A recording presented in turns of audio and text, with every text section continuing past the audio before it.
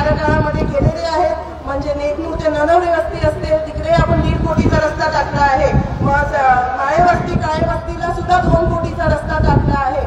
आपल्या कुटीर रुग्णालय नेकनूरचं 15 कोटी जसं दोन मगाच्या काळाच्यामध्ये सांगितलं. मग पोलीस स्टेशन मध्ये नवीन इमारत तिचं सुद्धा आपण इकडे प्रस्तावित केलेलं आहे. एमएससीबी मार्फत सुद्धा नेकनूरमध्ये म्हणजे 33 केव्ही ते नेकनूर गाव लिंक लाईन 25 लाखाचं काम तिकडे टाकलेलं आहे. अशी रस्त्यांची यादी खूप मोठी आहे. मी ते वाचत नाही पण आपल्याला फक्त सांगायचा उद्देश आहे की हे सर्व काम जे मी काकाजी आणि अक्षय आतापर्यंत आपल्यासाठी करू शकलो हे सर्व माननीय पंकजाताई साहेबांमुळे झाले आहे. त्यांच्या आशीर्वादामुळे त्यांनी आम्हाला बळ दिला. त्यामुळे हे सगळे कामं आतापर्यंत होऊ शकली आहेत आणि पुढच्या काळामध्ये सुद्धा आपल्या सर्वांसाठी काम करण्यासाठी आपल्याला एक सक्षम नेतृत्वाची गरज आहे. ताई साहेबांनी आपल्याला ऑलरेडी दाखवून दिलं आहे की ते काम एकदम सुंदर पद्धतीने करतात. कुठल्याही चुकीच्या गोष्टीमध्ये त्यांचं लक्ष नसतं. फक्त चांगल्या ठिकाणी त्यांचं लक्ष असतं आणि फक्त आपल्या चांगल्यासाठी ते हितच बघून त्या काम करतात. तर म्हणून आपल्याला आता एवढे सगळे खासदार आहेत केंद्र सरकारमध्ये पण त्या खासदारांमध्ये आपले जे उमेदवार आहेत ते मागच्या रांगेत नाही पहिल्या रांगेत बसणारे उमेदवार आहेत.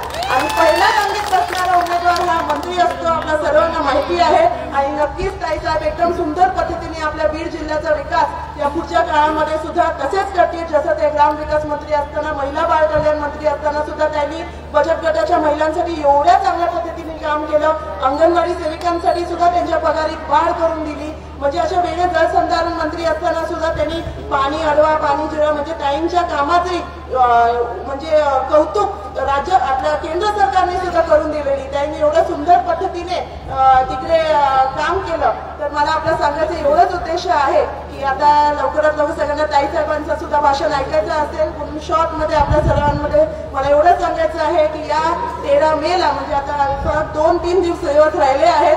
तर आपण सर्वांनी मिळून आपले सर्व परिवारामध्ये आजूबाजू नातेवाईकांमध्ये सगळ्या परिसरामध्ये लोकांशी संवाद साधून आपल्याला सर्वांना एकत्र करून 13 मेला माननीय पंकजाताई साहेबांना कमळ या चिन्हासमोरचं बटन दाबून आपल्याला निवडून आणायचं आहे आणि आपल्या बीड जिल्ह्याच्या खासदार म्हणून त्यांना केंद्र सरकारमध्ये पाठवायचं आहे.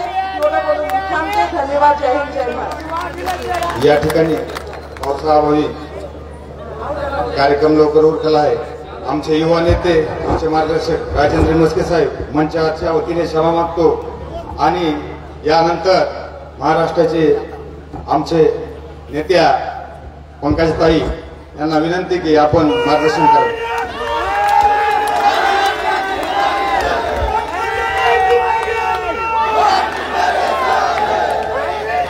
भारतीय जनता पार्टीचा पंकजाताई मुंडे तुम आगे बढ़ो.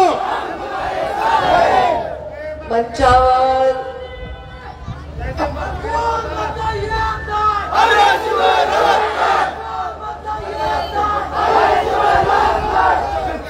त्यांना दिसू द्या. माझ्या आणि लोकांच्या मध्ये कोणी येऊ नका.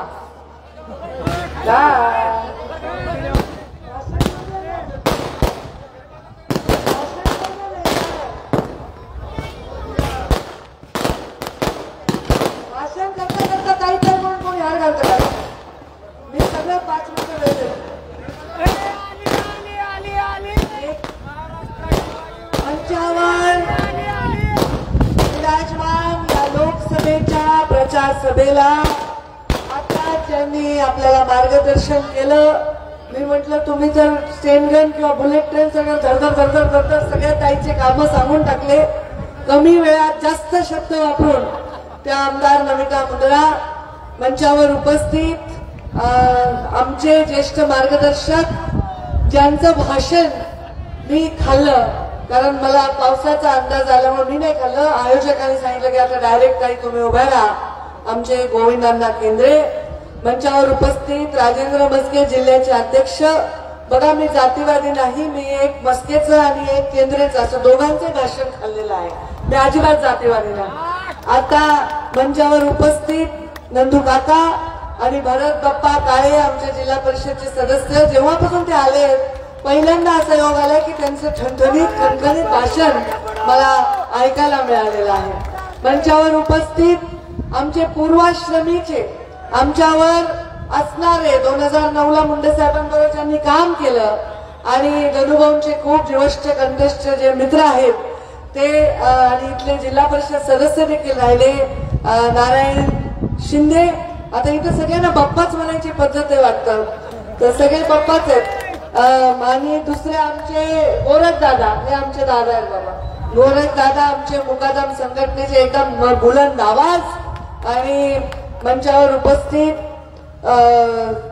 मुरली बाप्पा आणि या गावच्या सरपंच अनिता लांडगे, उपसरपंच सचिन शिंदे, आमचा जुना अत्यंत जीवाचा कार्यकर्ता जशाला तसा म्हणजे किती वर्षांनी पाहिला तरी जीवाचाच अमित देशमुख, पांडुरंग कांदळे सोसाइटी चेयरमैन सैयद शोएब भाई जिया, हमारा वो भी जैसे का वैसे ही है, आमदार साहब भी वैसे के वैसे ही है, त्र्यंबक काळे, अरविंद निर्मळ, म्हणजे आमच्या दयानंद निर्मळांची खूप मला आज आठवण येते. खूप खूप काय सांगू मी, हे कोविडच्या नंतर या सगळ्या विषयानंतर आज निवडणूक येताना माझे खूप जीवाचे. परवा मला राजेंद्र बांगरची खूप आठवण आली. परवा बीडमध्ये त्यांची मुलगी आजच येऊन भेटली. काही लोक आमच्या सोबत होते जे आज नाही.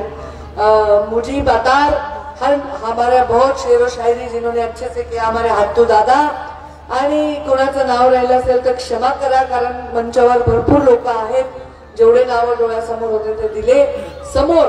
एवढ्या संख्येने उपस्थित, टोपी घातलेली वगैरे सगळी वडीलधारी मंडळी आणि जोरात घोषणा देत देत आले आणि शांतपणे भाषण ऐकतात असे माझे युवा बांधव. आणि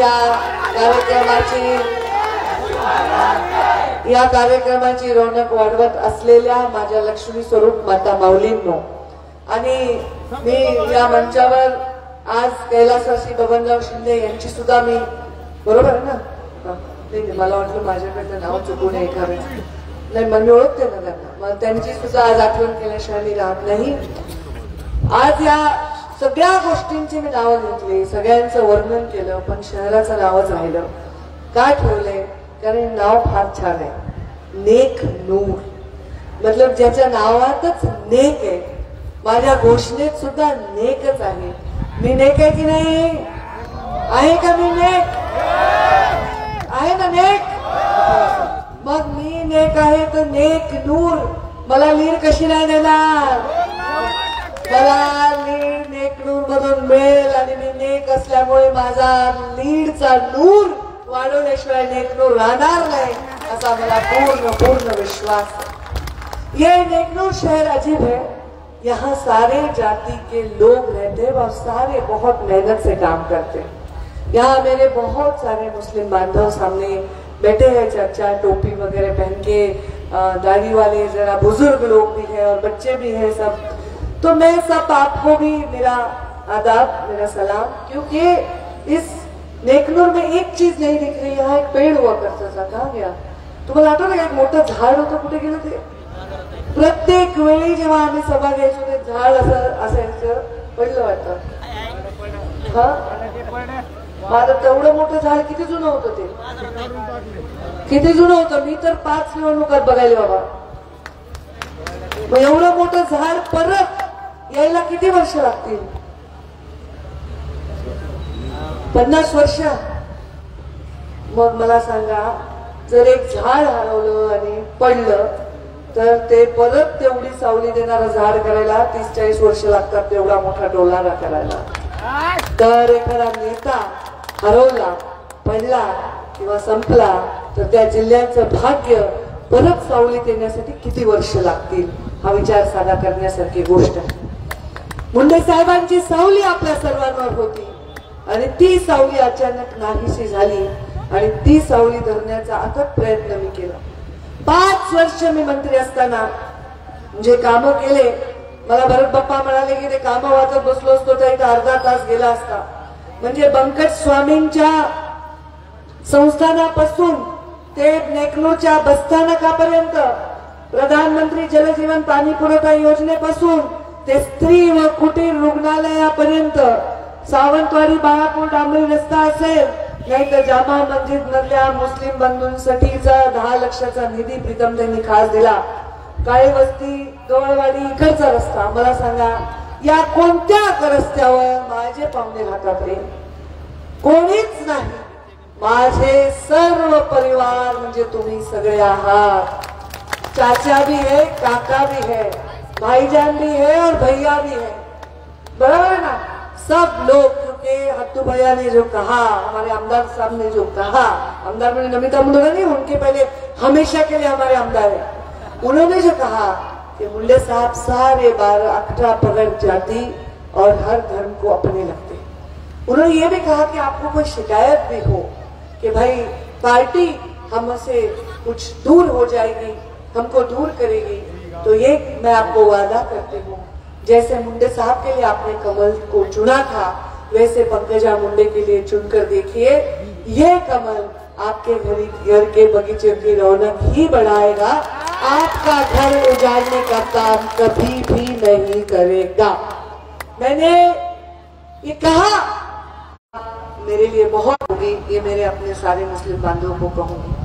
आता ज्यांना कळलंच नाही माझं भाषण, मी त्यांच्यासाठी बोलते, कारण माझी हिंदी फार चांगली रे, म्हणून मला दिल्लीत नेले. भाग्या, डबकन पड्या, मेरा कालवण सांड्या, मेरा थोबाड कुट्या, असं भाषण नाही करता येत मला. आमच्या मुस्लिम बांधवांची पण हिंदी बसते, तुमच्यासारखे बोलायला येते मला. आमच्याकडे एक सादिक भाई यायचे, वारले आता, मुंडे साहेबांना भेटायला. लहान होते मी, छोटी 5 वर्षाची. मी नेहमी त्यांना म्हणायचे, सादिक चाचा ऐसे नहीं होता, हिंदी गलत बोल रहे.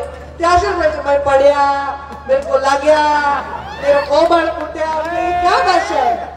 पर आज मेरी हिंदी जरा मध्य प्रदेश वगैरह अभी थोड़ा स्टैंडर्ड अपना दिल्ली वाला बनाना पड़ेगा ना भाई साहब, तो वैसे हिंदी आपको समझ में आई होगी. पण हे माझ्या लोकांना काही कळलं नसेल, डोक्यावरून गेलं असेल तर एवढंच सांगते, मी या बीड जिल्ह्यावर माझं खूप प्रेम आहे, खूप खूप खूप.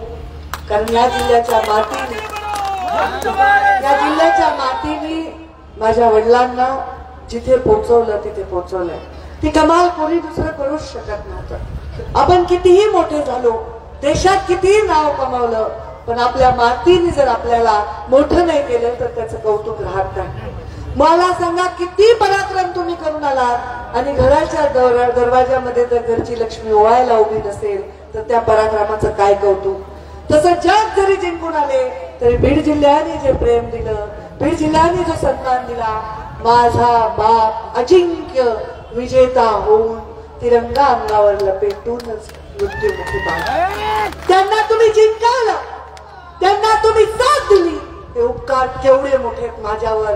त्या उपकाराला मी माझ्या कातड्याचे जोडे जरी करून तुमच्या पायात घातले तरी ते उपकार कधीच कधीच भेटू शकणार. मुंडे साहेब अमर राहतील, मुंडे साहेब अमर राहतील, त्यांच्या प्रत्येक विचारांमध्ये राहतील, तुमच्या सगळ्यांच्या आठवणीमध्ये राहतील, तुमच्या सगळ्यांच्या विकासामध्ये प्रत्येक क्षणामध्ये मला मुंडे साहेब दिसतील. एवढा झपाटल्यासारखा विकास कोणी केला असेल का आतापर्यंत. मी मुंडे साहेब वारल्यानंतर संघर्ष यात्रा केली, त्याला मी पुन्हा संघर्ष यात्रा नाव दिलं. ज्या महाराष्ट्रात सत्ता परिवर्तन झालं, मी मंत्री झाले, खूप तक्रार लोकांची होती, बाप्पा सर्व बाप्पांसाठी खूप तक्रार लोकांची होती की पंकजाताईंचं भेट होत नाही, भेट होत नाही. हे सगळे मंत्रालयात रेग्युलर असायचे. माझ्या अण्णांनी बघितलंय, मंत्रालयाचा मजला खाली पडेल असेल, रोज तिथे गर्दी असायची.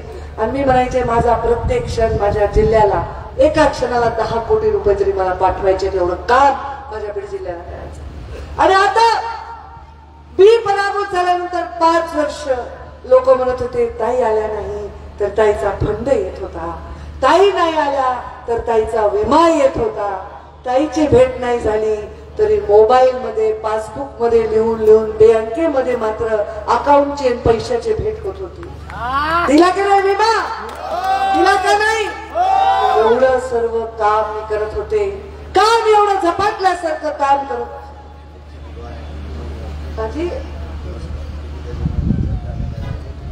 अच्छा, आमदार साहब का कुछ सूचना है, काय बोलत होते मी जे काम करत होते ते प्रत्येक क्षणाला मला वाटायचं माझ्या जिल्ह्याच्या गरीबाला, वंचिताला कशालाही कमी पडू नये याच्यासाठी काम करत होते. आता पडल्यापासून मला जेवढे मोबाईलचे टुंग तुम्हाला वाजायचे तेवढ्या उचक्या मला येतात. अरे विमा नाही, ताई कुठे आहेत, अरे अनुदान नाही. ही आठवण तुम्हाला आज माझी होते, त्याच्यासाठीच कधी कधी 5 वर्ष ब्रेक घ्यावा लागतो. म्हणजे लोकांना कळतं की ताईचे दिवस किती चांगले होते. नंतर कोविड आलं. कोविडमुळे आम्ही खूप लोकांची सेवा केली.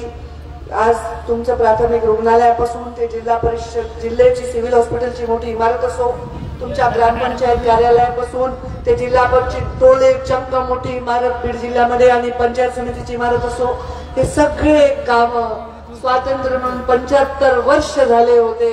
नारायण बाप्पा कधीच झाले नव्हते. हे काम बीड जिल्ह्याचे लेख पालकमंत्री झाल्यावर केले. कारण स्त्रीचं काम करण्याची पद्धत वेगळी असते. जसं घर आपलं स्वच्छ करावं, आवरावं, सावरावं, तसंच माझा बीड जिल्हा आणि माझं मंत्रालय मी सावरून आवरून काम केलं. कुणाची मी चहाची मिंदी ना. अनेक लोक आहे बघा, काही लोक खुर्चीचे हुजुरेगिरी करतात. आम्ही जेव्हा पहिल्यांदा मंत्री झालो तेव्हा आम्ही रामटेक बंगल्यावर राहायला गेलो.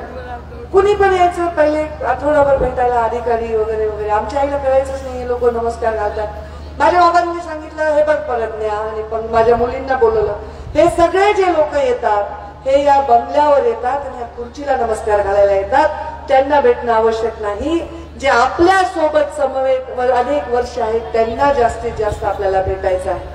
त्यामुळे खुर्ची असताना आणि नसतानाचा फरक नेत्याला कळतो, पण माझ्या बाबतीत खुर्ची असताना आणि नसतानाचा फरक जनतेला सुद्धा कळलेला आहे. जनतेला त्याची कमी भासली. हे माझं भाग्य. मी नेहमी म्हणायचे की माझ्या कामांमध्ये तुम्हाला मुंडे साहेबांची आठवण होईल, आणि आज मला तसंच काम करायची परत संधी मिळाली. खरं तर लोकसभेला प्रीतमताईची हॅट्रिक व्हावी ही माझी मनापासून इच्छा होती. पण काल मोदीजींनी सांगितलं एनडीए ने और भाजपा ने गोपीनाथ मुंडे के सपने साकार करने के लिए बेटी पंकजा को दिल्ली भेजने का निश्चय किया. मग त्यांनी जर बेटी म्हणले तर काय, मी तुमची पण काळजी घेईन ना. तुम्ही काही काळजी करू नका, मीच काळजी घेईन तुमची, दुसरं कोणी घेणारच नाही. आरक्षणाची काळजी सुद्धा मीच घेईन, दुसरं कोणी घेणारच नको. वाटते का नको? विरोधातच वाटते का? मग मुंडे साहेबांना सत्ता नसताना तरी सोडलं नाही तुम्ही, तर मला का सोडताय तुम्ही सत्ता असताना? सोडणार का मला? केला का मी जातीवाद? सांगा मला हृदयावर हात ठेवून. छत्रपती शिवरायांच्या महाराष्ट्रामध्ये मला कुणीतरी अहिल्या देवींची सुद्धा प्रतिमा दिली. अहिल्या देवींनी जसा राज्य कारभार केला, जिजाऊंनी जसं शौर्य दाखवलं, जसं अहिल्या देवींनी औदार्य दाखवलं, जसं धैर्य सावित्रीबाई फुलेंनी दाखवलं, तसं धैर्य, तसं औदार्य, तसं शौर्य दाखवायची गरज राजकारणात आज आमच्या महिलांवर आलेली आहे. या माता भगिनी तिथे बचत गटाच्या असतील.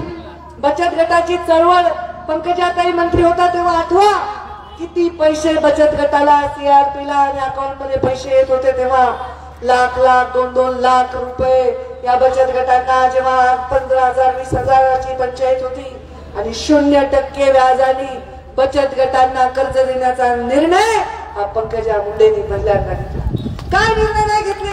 सगळंच बांधलं, इमारती बांधल्या, रस्ते बांधले, 25-15 दिला, सगळं दिला. पण ते नुसतं देऊन नाही बसले, तर विमा दिला, अनुदान दिलं, मुलींची संख्या वाढवण्यासाठी या इथे बारीक लक्ष दिलं.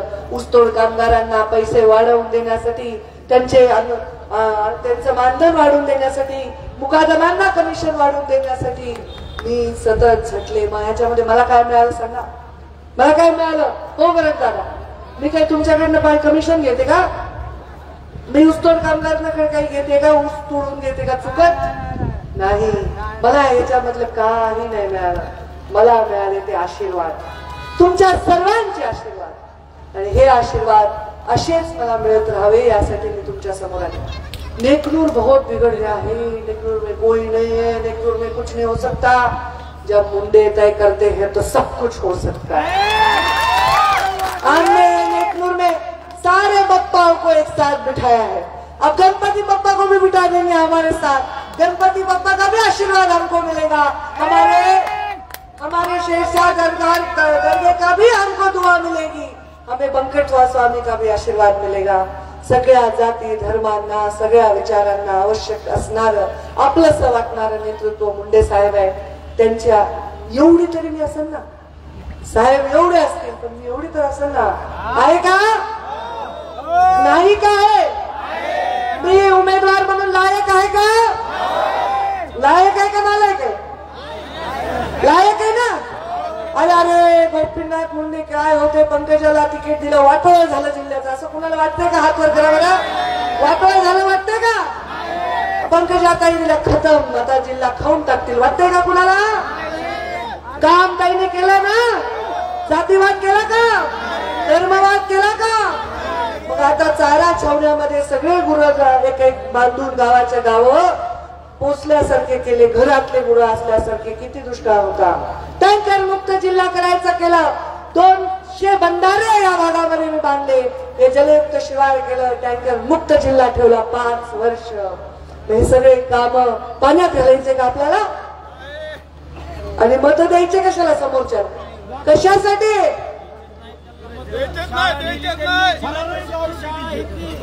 मत दिल्यावर काय करतात मग? हे बघा, हात जोडून तुम्हाला विनंती करते, माझ्या जिल्ह्याच्या विकासाची, माझ्या जिल्ह्याच्या सार्वभौमत्वाची, बंधुभावाची, माझ्या जिल्ह्याच्या सुंदर सलोख्याच्या वातावरणाची तस्करी करणारे प्रयत्न हाणून पाडा, एवढीच मी तुम्हाला सगळ्यांना.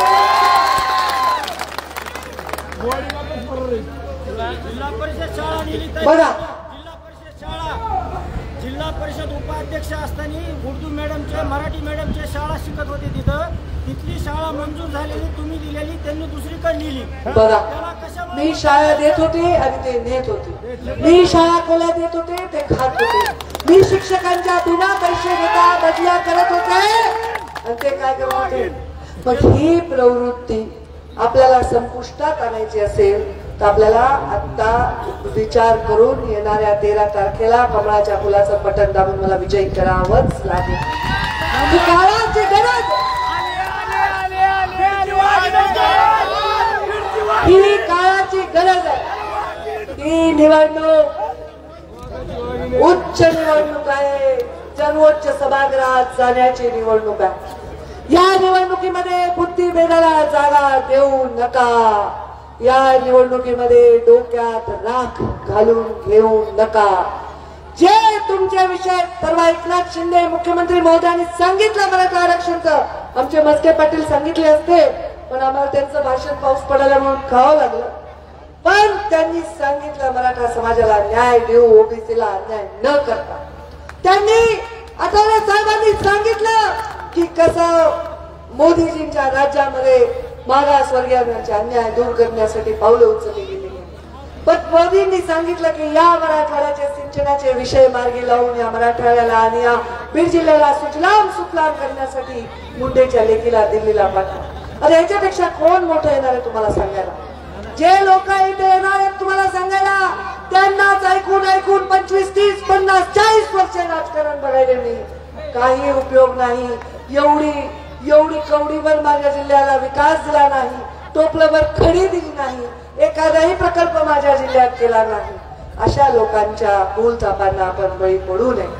मी बघते कधी युट्यूबवर तयारच असते. मी तुम्हाला म्हणे युट्यूब बघूच नका.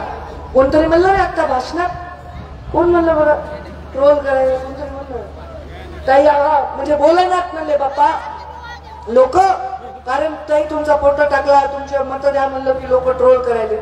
आता ट्रोल करणारे लोक ठरवून असते, किरायाने घेतलेले असते, त्यांचं एवढं काय म्हणायला लागतं. कोणी आपल्या कॉमेंट केली जर आपल्या फेसबुकवर तर आपल्याला गोळी लागते का बंदुकीची? मरतोच आपण. काय होते, आम्हाला पण लोक ट्रोल करतात, आम्हालाही बोलतात.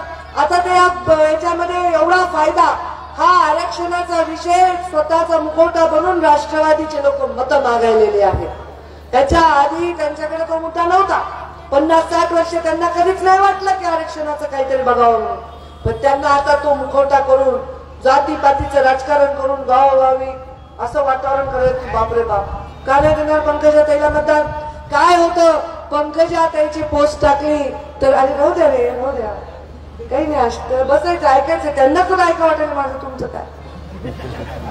तर पंकजा ताईची पोस्ट टाकली तर कोणीतरी ट्रोल केलं. काय पंकजा ताई कुठून आली? बांगलादेश मधून आली आहे, पाकिस्तानातून आली का चायना मधून आली आहे?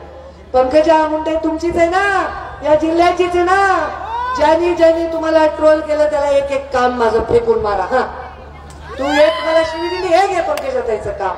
तू मला काय म्हणतो हे बघे, तू पंकजा ताईला नाव ठेवतो हे गवळवाडीचा रस्ता, तू पंकजा ताईला नाव ठेवतो हे आमचं नेकनूरचं स्त्रीचं रुग्णालय, हे तू पंकजा ताईला नाव ठेवतो हे आमची पाणी पुरवठ्याची योजना, हे तुम्ही मारा ना फेकून, घाबरताय कशाला? अरे मी बाई माणूस असून घाबरत नाही, किती धिंगाणा घातला तर घुसून भाषण करते, आणि तुम्ही पुरुष असून घाबरता ते पण कशाला? कॉमेंटला, अरे कॉमेंट काही नागाचा दंश आहे का काय म्हणायला? कॉमेंटला घाबरायले. अरे 14 पर्यंत बंदच करा ते मोबाईल आणि काम करा गपचूप. तुमचा कोण हिरो आहे? हो, आरक्षणाचा हिरो कोण आहे? मस्के पाटील, जरांगे पाटील हिरो आहे. ते हिरो आहे उमेदवार, त्यांच्या करा ना भक्ती, त्यांच्या कार्यक्रमाला जा, आंदोलन करा, त्यांच्या पोस्ट लावा, कोण नाही म्हणायला. त्यांचा त्याग, त्यांचं बलिदान, त्यांचे कष्ट, त्याच्यापेक्षा आम्हाला रिस्पेक्टच आहे. ते हिरो आहेत. यांना विरोधात बोलल्यावर तुम्हाला कशाला मिरची लागायली? राजकारणामध्ये आम्ही काम करतोय, ते ज्या पक्षाचे त्या पक्षाचं सरकार वर्षानुवर्ष होतं तेव्हा नाही दिलं आरक्षण. पहिल्यांदा आरक्षण दिलं असेल मराठा समाजाला तर भारतीय जनता पार्टीच्या सरकारने दिलं. हे टिकवू शकलं नाही आरक्षण, कोर्टात जावं लागला. आणि हा सगळा लागतो भाजप भाजप भाजप भाजप. अरे 60-65 वर्ष झोपले होते का सगळेजण? अजिबात त्या भूलथापांना बळी पडायचं नाही. तुमची लढाई काय? तुम्हाला शिक्षण पाहिजे. तुमची लढाई काय? तुम्हाला नोकऱ्या पाहिजे. तुमची लढाई काय? रोजगार पाहिजे. कुणाला विकास पाहिजे, कुणाला शादीखाना पाहिजे, कुणाला नळ योजना पाहिजे, कुणाला पाणी पाहिजे, काय पाहिजे? हे कसं मिळेल? ह्या सगळ्या गोष्टीतून हे मिळण्यासाठी निवडून चांगला माणूस द्यावा लागल, जो टेबलावरून टक्केवारी खात नाही, चहा पाणी करत नाही, तोड पाणी करत नाही, अशा माणसाची गरज आहे. त्यामुळे बघा कसं असतं, ही निवडणूक मी गेले 2 टर्म लढत होते, ज्यांच्या विरोधात लढत होते आता हे सगळे माझ्या बरोबर आले. मला कधी कधी वाटतं की ईश्वराची किमया खूप असते. कर्मण्य अधिकार असते महाफलेषु कदाचन. आपण कर्म करत राहायचं, आपल्याला बरोबर त्याच्या आपल्या बरोबर ते चक्रात आपण येत राहतो. मला वाटतं काहीतरी तुम्हाला मला द्यायचं होतं बाप्पा. तुमच्या सगळ्या पक्षाचे जी टीम आहे ते बरोबर मुंडे साहेबांनी वरून ठरवलं की यावेळी तुम्हालाच काम करावं लागेल. जरा मला आनंद आहे 2009 मध्ये आपण एकत्र काम केलं. ज्या गणूभाऊंना भांडता भांडता त्यांचे उत्तर देता देता आमचे 10 वर्ष गेले. आज त्यांना माझा प्रचार करावा लागतो. आमचं भांडण संपलेलं आहे, त्यांचं ते काम करतात, ह्या पक्षाला पुढे नेत आहे. हे चांगलं झालं का वाईट झालं? तर लोकांनी एकमेकांना भांडण बनाव शहाण्यासारखं वागलं, युद्ध टाळण्याचा प्रयत्न करतात. इव्हन महाभारतामध्ये भगवान श्रीकृष्णांनी गेले होते दुःशासन आणि दुर्योधन आणि धृतराष्ट्राकडे प्रस्ताव घेऊन की 5 गावं द्या फक्त पांडवांना आणि हे युद्ध टाळा. काय म्हणला दुर्योधन? सुईच्या टोकावर मावेल एवढी जमीन सुद्धा देणार नाही. का महायुद्ध टाळायचे असतात? कारण महायुद्धामध्ये राजे महाराजे धारातीर्थी कमी पडतात, सैनिक जास्त मरत असतात, अनेक घरं उद्ध्वस्त होत असतात. आताच्या आधुनिक काळातले हे महायुद्धच आहे. अनेक लोक उद्ध्वस्त होऊ नये म्हणून आम्ही शहाण्यासारखा निर्णय घेऊन सगळे एका मंचावर येऊन काम करत आहोत. मला युतीवरच झाली दिल्लीत आणि महाराष्ट्रात, तर आम्ही युतीत आलो, त्या क्रमप्राप्तच आहे आम्हाला काम करणं. पण हे मला वाटतं काहीतरी देणं होतं. मी लहान आहे ना, माझं राहिलं होतं ते पूर्ण करण्याची संधी या निमित्ताने. हे मुंडे साहेबांचीच टीम आहे जुनी सगळी. साहेबांनीच पहिल्यांदा यांना संधी दिलेली आहे, गुलाल लावलेला माझ्या सगळं. मी पण मुंडे साहेबांचीच टीम आहे. तेच माझे नेता आणि तेच माझे पिता आणि तेच माझे सर्वस्व आहे. पण ते आज नाहीत माझ्यासाठी प्रचार करायला, माझ्यासाठी धावायला. कालही नव्हते मागच्या निवडणुकीत, पण तेव्हा मी भूमिका वेगळी होती. प्रीतमताई उमेदवार होत्या आणि मी त्यांची मोठी बहीण म्हणून निवडणूक सांभाळत होते. माझ्यापेक्षा मोठे माझे बाबा आज नाही. त्यांची भूमिका तुम्हा सर्वांना घ्यायची आहे. घेणार की नाही? अशी सभा असते का हो मीडियावालों? ये देखो उधर लोग है, उधर लोग है, इधर लोग है, इधर लोग है, इधर लोग है, उधर उधर उधर उधर उधर ऊपर है बाबांनो, नीट उभेरा पडू नका. ऐसी सभा देखी क्या किधर? ये सभा ही कह रही है कि लोगों को बदलाव चाहिए. बदलाव मतलब जो सोचते हैं कि हम भाजपा का बटन नहीं दबा सकते वो भी भाजपा का बटन दबाएंगे, ये बदला। ज्यांना वाटायला की या सगळ्या मुद्द्यामुळे आम्ही पंकजाताईला मत देऊ शकत नाही, चमत्कार घडेल येणाऱ्या 2 दिवसात आणि मला घडतोय। काल आम्ही बीड तालुक्याची बैठक घेतली, आज सकाळी घेतली। असंख्य मराठा समाजाचे कार्यकर्ते मला भेटायला आले, असंख्य, आणि ते म्हणले ताई आमचा तुमच्यावर राग नाही, आम्हाला तुम्ही आवडता, आम्हाला मुंडे साहेबांविषयी खूप खूप श्रद्धा आहे, आम्हाला तुमचा राग नाही, पण आमचा राग आरक्षणाविषयी। मी त्यांची समजूत घातली आणि ते गेले, आणि ते आनंदाने गेले आणि शपथ घेऊन गेले आणि म्हणले ताई आम्ही तुमचं काम करणार। हे चित्र आपल्याला बघायचं होतं। फक्त एवढं सांगते, हिंमत ठेवा, कुठल्याही गोष्टीला न घाबरता निर्भीडपणे काम करा। 3च दिवस तुमच्या आयुष्यात लेवे मागायले, 3च दिवस, 11 तारीख, 10 तारीख, 11 तारीख आणि 12 तारीख, 3 दिवस, आणि 13ला झोपान म्हणले नाही बरं का, 13चाही अर्धा दिवस 6 वाजेपर्यंत तुमचा पाहिजे। 3.5 दिवस, 350च्या वर खासदार आणणारे, आणि तुमचे पुढचे माझे 3.5 वर्ष, 5 वर्ष सालगडी कसं काम करतो, सालगडी त्याला तरी सुट्टी असेल, पण मी सुट्टी घेणार नाही, मी तुमच्यासाठी सदैव सदैव सदैव, आणि बाकी ठिकाणी कुठे करणार नाही, पण नेकनूर मध्ये मी माझं कार्यालय नक्की करेन, कारण नेकनूर हे वंचित आहे, नेकनूर मध्ये अडचण आहे, नेकनूरच्या लोकांजवळ लिडरशिप, त्यांना इथे 2-3 तुकडे झाल्यामुळे आता हे सगळे एकत्र आले, याच्यातून मार्ग निघतील भविष्यात, परंतु इथले लोक इथे सगळ्या जाती धर्माचे राहतात, कष्टकरी राहणार, मोलमजुरी करणारे राहतात। या नेकनूर मध्ये खासदार जर तुम्ही केलं तर खासदारांचं ऑफिस नेकनूर मध्ये मी नक्की करेन, म्हणजे या भागातल्या लोकांच्या विकासाला मला न्याय देता येईल, एवढंच मी तुम्हाला या निमित्ताने सांगते। आणि पावसाने खूपच केला, चकवा दिला आपल्याला, कारण आम्हाला वाटलं होतं की पाऊस पडेल म्हणून मी पटकन भाषणाला उभे राहिले, नाही तर अजून 2 भाषणं झाले असते, पण ठीक आहे, आपण सर्व एवढ्या संख्येने आला, ये नेकनूर, नेक उम्मीदवार के पीछे अनेक लोगों का आशीर्वाद रखकर मुझे बहुत सारे मतों से जिताइए, भरपूर मतांनी मला विजय करा अशी विनंती करते। धन्यवाद। जय हिंद, जय महाराष्ट्र।